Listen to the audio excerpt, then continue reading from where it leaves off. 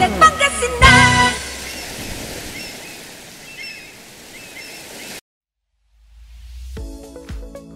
Immerse yourself in the serenity of green pasture and savor the moment of farm-to-table karaminess and freshness dito sa Lawak Dairy Farm. Yung para ma-maintain po natin yung cleanliness at yung health ng ating mga alaga, sir, is kailangan po natin, before tayo pumasok ng mega barn, kailangan po natin ma-disinfect yung ating mga paa para po maiwasan natin na magkaroon po ng sakit yung ating mga alaga, sir. So sa everyday po, sir, is meron po tayong ginagawang howling, and then after ng howling, sir, is after chopping po, yun po yung i-direct na po sa ating mga drums po, and then lalagyan po sila ng molasses din po.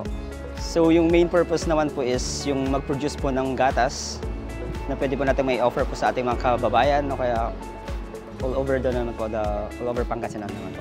Nandito tayo ngayon sa storage room ng Lawak Dairy Farm at gagawin natin kung ano ba yung nagiging proseso ng paggawa ng Carabao's milk. So ang unang proseso niyan ay kukunin natin yung fresh Carabao's milk, and then after ko siyang makuha, ilalagay ko siya sa strainer.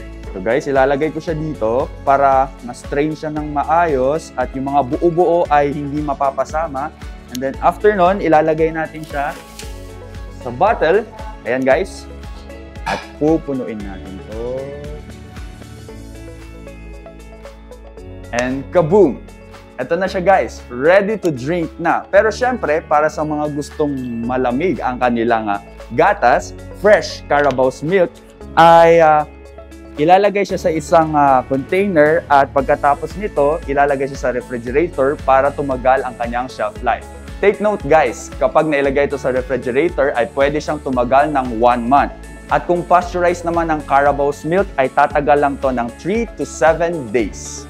2 to 3 liters ang nakukuha nilang gatas per Carabao at 70 to 80 liters ang total na naproproduce nilang Carabao's milk ready for distribution.